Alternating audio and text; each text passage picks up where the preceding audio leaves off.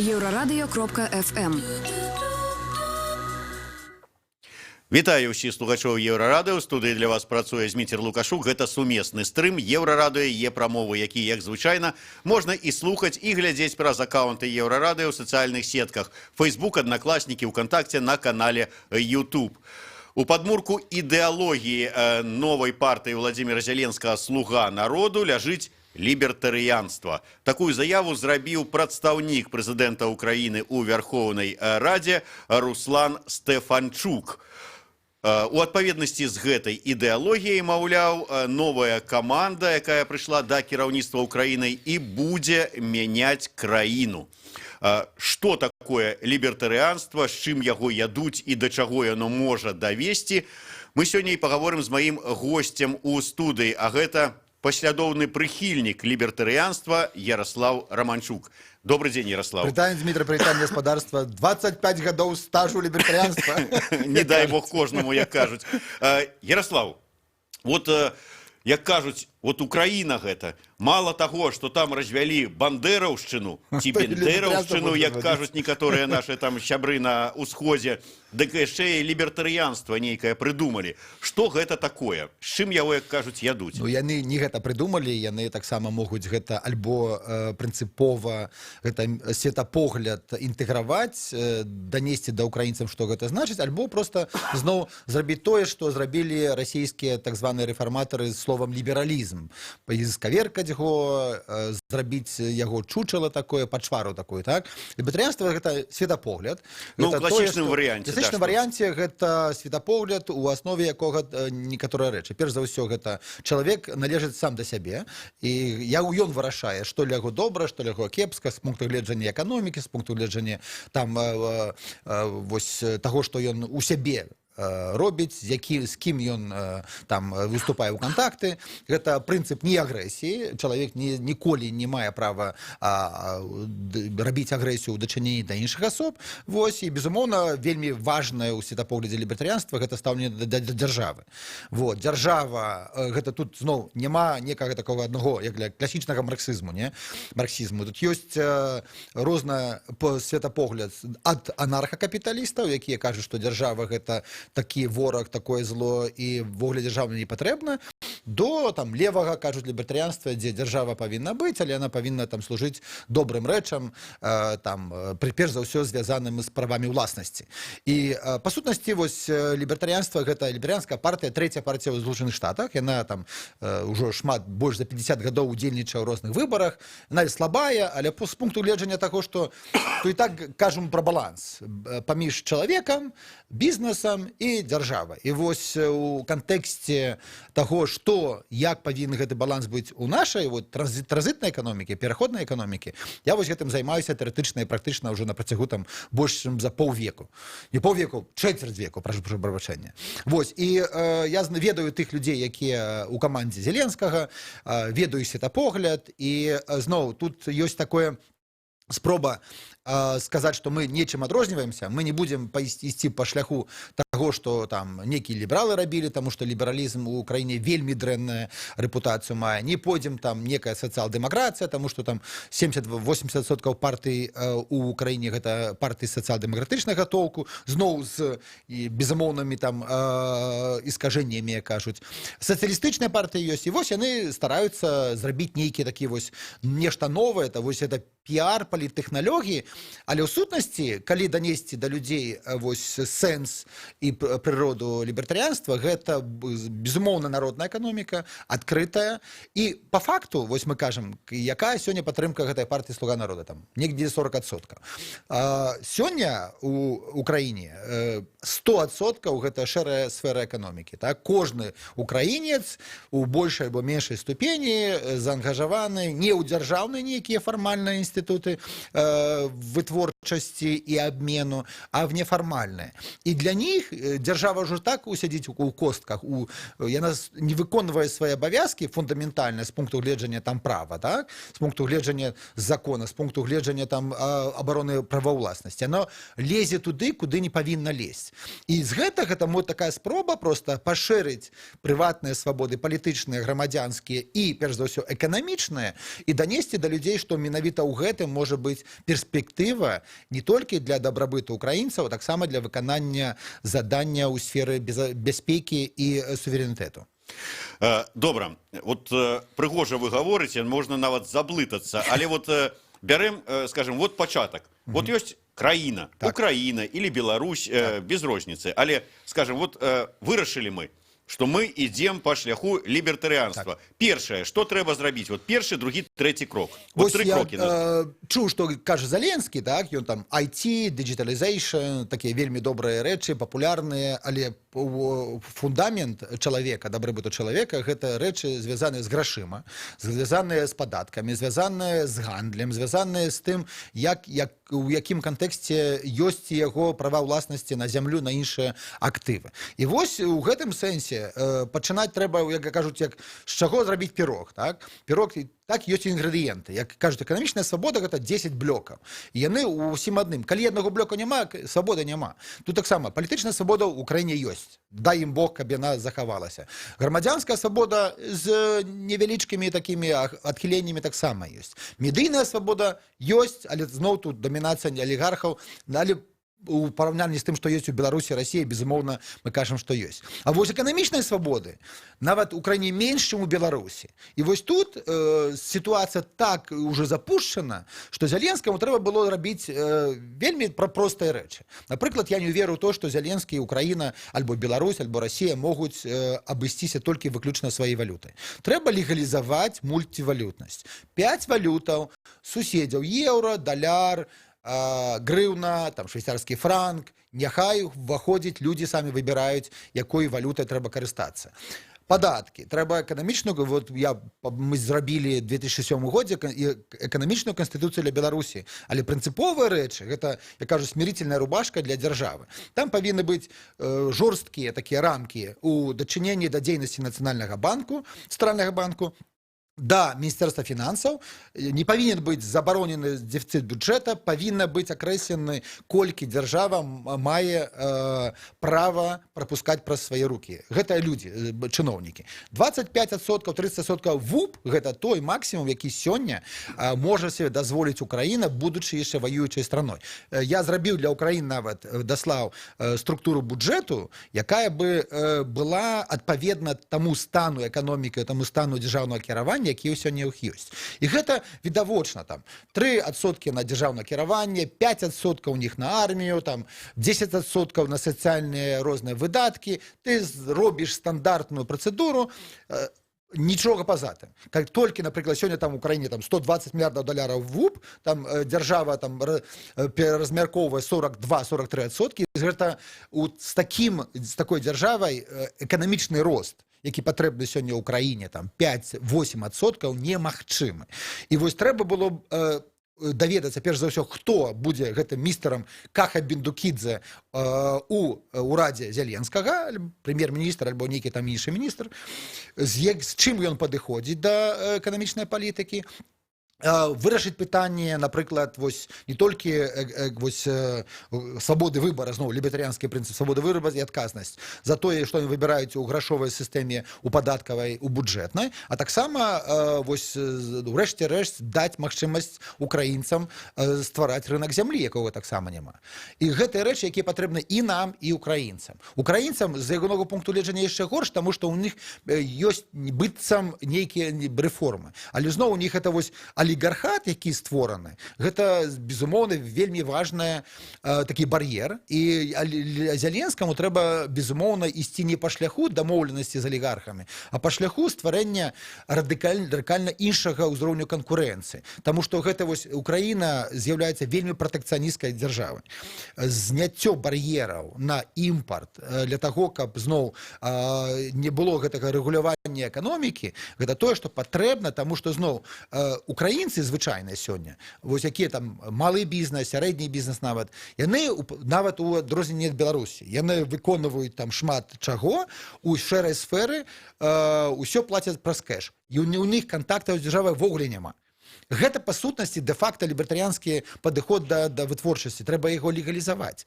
Трэба рабіць, па сутнасці, тое. Вот Зяленскі, калі б ён быў так, як генерал-губернатар свайго часу Ганхонгу, якога праца стваралася, зводзілася да таго, што ён піў каву альбо гарбату з інвестарамі і казаў пра тое, як вось ён бачыць эканамічны розвітак, было бы добра, але зноў у адрозненні ад Гонконгу, яка была там рыбацкай вёскай, Украіна сёння не табула раса, і гэта не чысты папер, на які можна наносіць там маскі лібертарыянства, ну і будаваць, як бы кажуць, з нуля. Тут няма нуля, тут ёсць мінус 20, мінус 30. І вось менавіта з гэтымі мінусамі трэба Украіну якім пагадзіць альбо гэта ліквідаваць.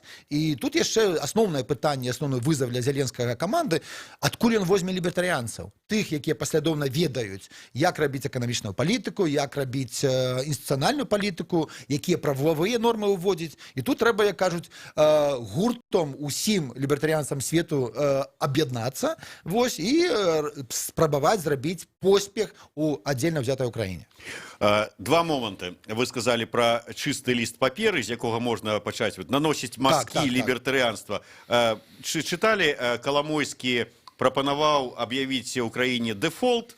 Вот аб'явіць дэфолт, вот вам нуль, чысты ліст, вот з дэфолта і пачнем будаваць лібертарыянства. Гэта Ленін пачаў. Мы кажуть, прощаем все долги. Мы выбачаем усе долги тым, кому мы там павінны. Гэта бальшавізм, гэта не лібертарыянства. Лібертарыянства, перш за ўсё, васноўваецца на права ўласнасці. Права ўласнасці менавіта павінны быць у цэнтры эканамічнай палітыкі. І калі ўжо лагічна тады падыходзіць да прапановы Каламойскага, тады трэба было так: дэфолт па даўгам, нацыяналізацыя таго, што абрабавалі алігархі. Тады я думаю, што ні Каламойскі, ні Фірташ, ні іншыя алігархі Украіны не былі бы задаволены. Я думаю, тады палітычна альбо наше фізычнае жыцця Зяленскага было бы вельмі абмежавана такім падыходам. Таму пачынаць з нацыяналізацыі, як пачынаў Ленін альбо бальшавікі, гэта, безумоўна, ніякага дачынення да лібертарыянства не мае.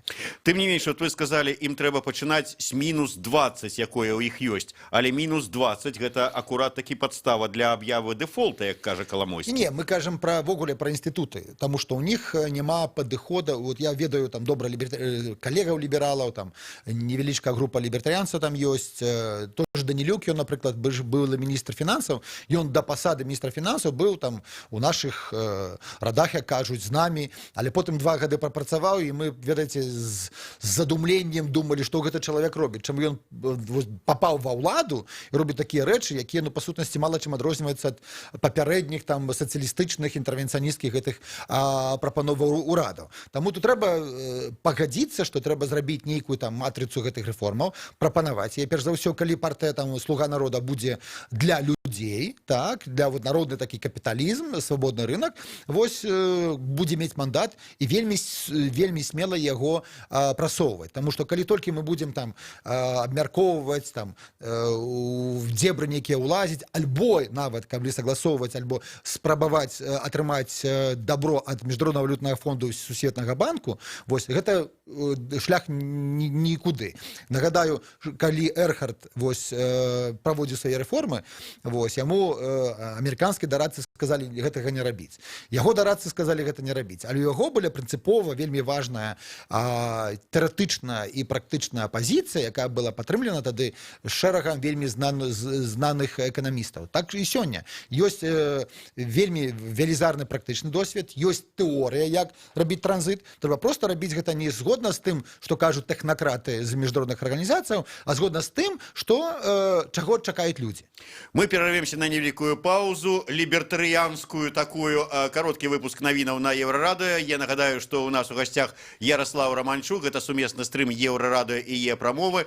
Абмяркоўваем будучае лібертарыянскае Украіны. Слухайце, хутка вернемся.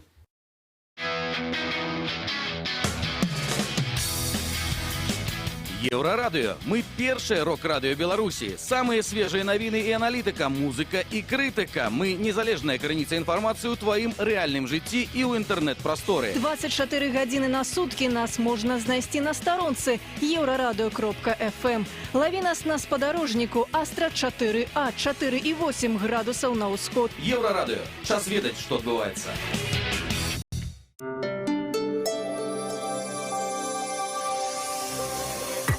Еўрарадыё. Навіны – наша справа. Пры мікрафоне Ганна Балаховіч і кароткі выпуск навінаў.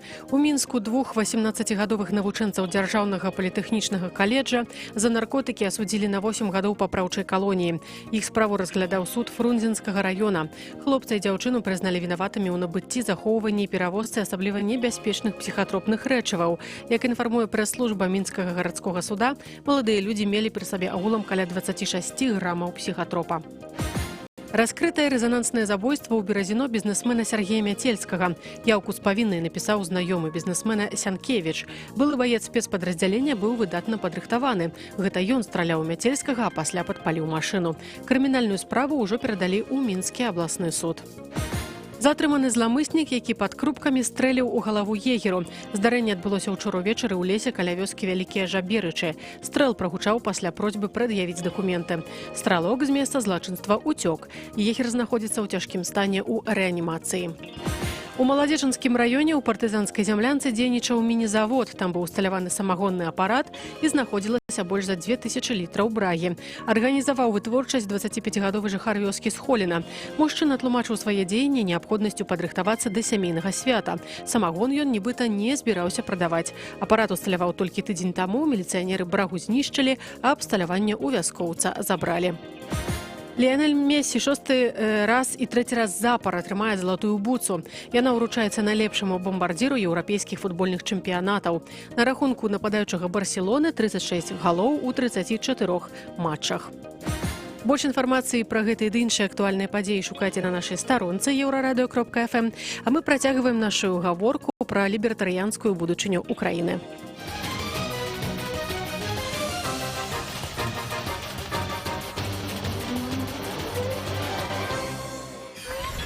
Euradio.fm. Вяртаемся ў студыю Еўрарадыё. Для вас працуе Зміцер Лукашук. Гэта сумесны стрым Еўрарадыё і Е-прамовы. І разам з эканамістам-лібертарыянцам Яраславам Раманчуком абмяркоўваем, ці магчыма пабудаваць лібертарыянскую мадэль ва ўкраіне і ввогуле, як можа гэта адбіцца на Беларусі. Яраслав, вы сказалі, што нема у камандзе Зеленска, сённяшняй камандзе Зеленска, сапраўдных лібертарыянцаў, і для того, калі яны сапраўды хочуць лібертарыянства пабудаваць ва ўкраіне, такую мадэль, то трэба усім лібертарыянцам свету дапамагаць. Я ведаю, і вы сказалі, што свае прапановы, свае нейкія такія напрацоўкі накіравалі Зеленскаму, ну ці прынамсі в адміністрацыю Зеленскага. Гэта азначае, што вы разлічваеце на пасаду якога-небудзь, калі не прэм'ер-міністра, то дарадцы? Не, справа ў справе, што вельмі важна, каб в Украіне быў поспех, і гэта справа ўсіх там людзей, інтэлектуалаў, якія думаюць пра тое, каб наш рэгіён там быў, меў там развіт, быў в добрым стане, быў мір, было супраца, не было гандлёвых і іншых войнаў. Калі ў Украіне атрымаецца, тады і для Беларусі будзе лягчэй прасоўваць нейкія рэформы, і для Расіі, і ввогуле наш рэгіён тады будзе радыкальна ў іншым складзе. Таму, кажуць, аб'ядноўваць інтэлектуальны патэнцыял вельмі важна. Украіна зноў, там шмат сяброў у меня, людзей, якія там рэгулярна бываю, там і нейкія лекцыі чытаю, там і з людзьмі размаўляем, і там быў такі досвед напрацоўкі нейкіх партыйных праграмаў для структур палітычных Украіны. І зноў тут я могу казаць, што там лібертарыянцы безумоўна ёсць, але справа ў тым, што они павінны быць перш за ўсё ў эканамічнай палітыцы. Лібертарыянства амерыканскае з яго павесткай дня, яно не падыходзіць для нас, таму што у них якая павестка дня? Наркотыкі, зброя, аборты, там рэчы, якія не з'яўляюцца там у першым топ-20 праблемаў звычайных украінцаў или беларусаў. І калі мы зводзім усе дыскусіі толькі да гэтага, безумоўна, гэта тое, што не адбіваецца на карысць ввогуле прасоўванню павесткі дня рэфарматараў. Таму трэба тут, каб былі грошы, падаткі, бюджэт, рэформа сістэмы аховы здароўя, пенсійная рэформа, сацыяльная бяспека, рэчы, якія фундаментальна важны. І калі ў гэтых рэчах зрабіць парадак навесці, безумоўна, лібертарыянская канцэпцыя, якая не прадугледжвае, як некаторыя кажуць, трэба ввогуле распусціць дзяржаву, сказаць, вось закрыць там пенсійны фонд і сказаць, хто там кому держава павінна, вы самі вінаваты, таму што вы там грошы плацілі гэтаму рабаўніку. Не, я зусім інакш бачу гэты падыход, таму што радыкальнае пашырэнне сферы эканамічнай свабоды, яно прадугледжвае, перш за ўсё, вось, я казаў, гэтыя блокі. Прыватызацыю, адносіны да стаўлення да ўласнасці, стаўлення да гандлю. Чаму, напрыклад, пратэкцыянізм у краіне, гандлёвы, хаця гэта краіна з'яўляецца краіна сябрам Сусветнай арганізацыі гандлю, яшчэ больш можа быць у некаторых там сферах, чым у Беларусі, чым у Расіі. Гэта зноў дрэнны падыход. І тут вось трэба функцыя ў краіне, там, як у Расіі, там дзяржава выконвае там 7,5 тысяч. 7,5 тысяч функцыяў, якія трэба змяніць там да звесці до 50, там, да, фундаментальна звязаных з тым, што з'яўляецца прынцыпам лібертарыянства. Гэта ахова жыцця уласнасці чалавека. І вось калі гэта будзе там структура радыкальна зменена і ўраду, і не будзе там міністэрства, як у Украіне сёння есть і гандлю, і розвітку, там, і прамысловасці, і сельскай гаспадаркі, не будзе гэтых класічных лабістаў, тады вось ёсць шанец, што украінскі новы ўрад і Зеленскі можа з партыяй улады «Слуга народу», чаго я ім поспехаў жадаю, ён зменіць Украіну, павярне гэту краіну на сцежку розвітку і поспеху. Давайте по пунктах. У адпаведнасці з лібертарыянскай мадэллю земля продаецца, купляецца? Безумоўна, прадаецца, купляецца, прычым купляецца толькі выключна там на добравольных узаемаадносінах паміж дзяржавай, паміж людзьмі, і тут павінны быць толькі правіла гульні. Сёння ёсць мараторый на продаж зямлі, і гэта, безумоўна, з'яўляецца паразай вось звычайных людзей, таму што алігархі звычайна ўжо зрабілі себе гіганцкія умовы для таго, каб зрабіць там 100-200 тысяч гектараў зямлі, і для них вось менавіта ограничение конкуренции з'яўляецца фактарам, чыннікам, які не выкарыстоўваюць на сваю карысць. Гэта свабода канкурэнцыі. Не толькі вот мы зробім прыватную ўласнасць зямлі і ўсё. Трэба таксама зрабіць і канкурэнцыю сельскагаспадарчай прадукцыі. Я нагадаю, две краіны, якія маюць нулевыя імпартныя пошліны, з'яўляюцца найбольш канкурэнтаздольнымі ў сельскай гаспадарцы, гэта Новая Зеландыя і Чылі. І не бароняцца ні ад каго, таму што не разумеюць, што трэба шукаць рэзервы канкурэнтаздольнасці менавіта ў тым, як працуюць прыватныя ўласнікі. Кароткае удакладненне. Продаж зямлі, а замежнікам таксама? Безумоўна, там... Добра, далей. Падаткі, узровень. Узровень падаткаў максімум павінны быць, я кажу не толькі падаткі, колькі сёння гэта узровень дзяржаўных выдаткаў, вось паталок бюджэту. Гэта 20-25% ВВП, гэта ВУП, валовый внутренний продукт, альбо калі вось я разлічваў на Украіне, то першых 2 гады да атрымання вялізарных тэмпаў эканамічнага росту, они павінны быць не больш за 30% ВУП. Сёння не 43. То есть гэта радыкальнае зніжэнне ўзроўню цэнтралізацыі бюджэту фінансаў. І я зноў прапанаваў 3 падаткі, якія прапанаваў і для Беларусі, вельмі простыя, вельмі плоскія шкалы. Гэта падатак з рознічнага абароту продажу тавараў, то есть вось мы розніц толькі... Колькі? Там 15-20%, у залежнасці ад таго, якая будзе вось мандат дзяржавы на, перш за ўсё, выдаткі звязаныя з абаронай. Калі там абароны менш, тады падатак можа быць менш. Але прынцыповая рэч, што гэта павінен быць адзін падатак плоскі на ўсе тавары ў розніцы. І тут не будзе тады захадаў такіх, што мы тут імпарт дыскрымінуем альбо не дыскрымінуем. Усе будуць у роўным стане. І украінцы, і замежнікі, і малыя, і сярэднія, і буйныя. Добра, розніца розніца гандаль, а вытворчасць? Вытворчасць, так, першы падатак гэта, другі падатак гэта 110% падаходны падатак з кожнага доходу, які мае чалавек, фізічная асоба. І трэцяе, так, акцызы на паліва, на папіросы, на алкаголь. Вось 3 падаткі і больш нічога. Вытворцы, па сутнасці справы, плацяць, і не толькі они. Яны вось плацяць некаму заробак там 1000 альбо 20 000 гривень, так? І з гэтай сумы кожны чалавек плаціць там 10%. Просто аўтаматычна. Всё, больш ніякіх падаткаў няма. 3 падаткі змогуць абеспечваць фінансаванне на ўзроўні 25-30% ВВП, што патрэбна для функцыянавання, для забеспячэння жыцця і функцыянавання украінскай дзяржавы. Добра, вот вы так ўсё прыгожа малюеце, як вот это што дасць вот у будучым росквіт і гэтак далей.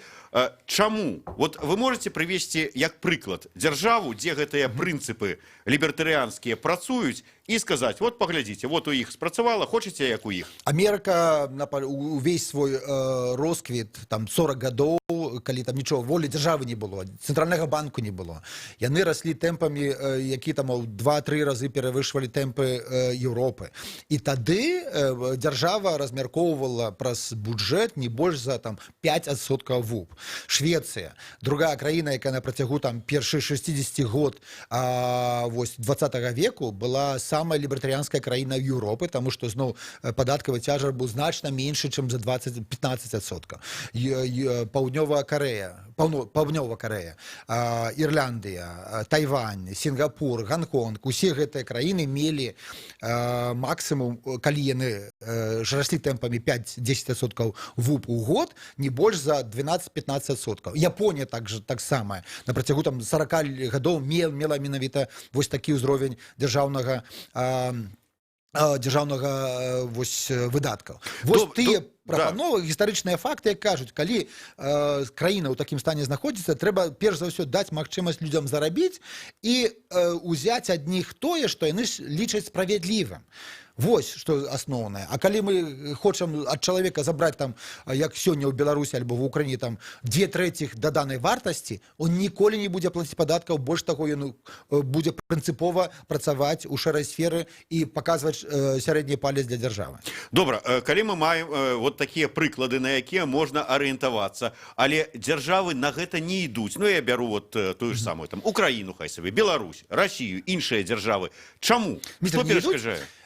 Вот дзяржава, гэта такая канцэпцыя, так? Не ідуць канкрэтныя людзі, якія зарабляюць на тым, што яны прысмоктваюцца да бюджэту. Да карыта бюджэтнага. Да карыта. Яны потым, калі прысмакталіся, як у Украіне, напрыклад, размяркоўвалі, атрымалі агромныя актывы, яны пры дапамозе дзяржавы агранічваюць канкурэнцыю на розных сегментах рынку. І таму, калі ты набраўся, нахапаў, а потым ты захапаў дзяржаву, ты даеш там розныя распараджэнні палітыкам, яны не дапускаюць канкурэнцыю ані ўнутры краіны, каб малы і сярэдні бізнес цябе падпіраў, ані з боку вонкавых актываў альбо з вонкавых праектаў. І вось атрымліваецца такая двойны захоп. Перш за ўсё ты адшукаў прыхватызацыі, а другі там раунд альбо другого кола ашукання, гэта калі ты не дапускаеш канкурэнцыю. І трэці яшчэ раунд можна дадаць, што ты яшчэ захапіў суды, купляеш суды, і вот гэта асноўнае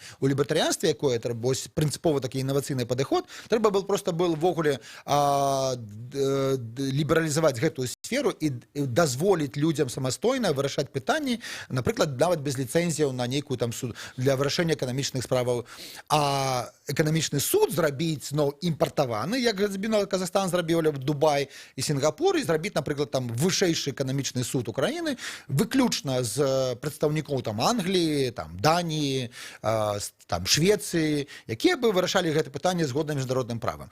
Ведаеце, вот я зараз сабе уяўляю, вот паслухаўшы вас, Зеленскі кажа, все, будуем лібертарыянскую мадэль, а гэта азначае, што карыта для вас бюджэтная няма, ваша дамова аб куплі і продажы судоў скасаваная, і гэтак далей, яны ж з'ядуць яго. Не, ну, Так, вось сёння ён зноў то, што мы бачым, не Зеленскі там перамог 73%, гэта пратэст людзей супраць алігархату, супраць там Парашенка.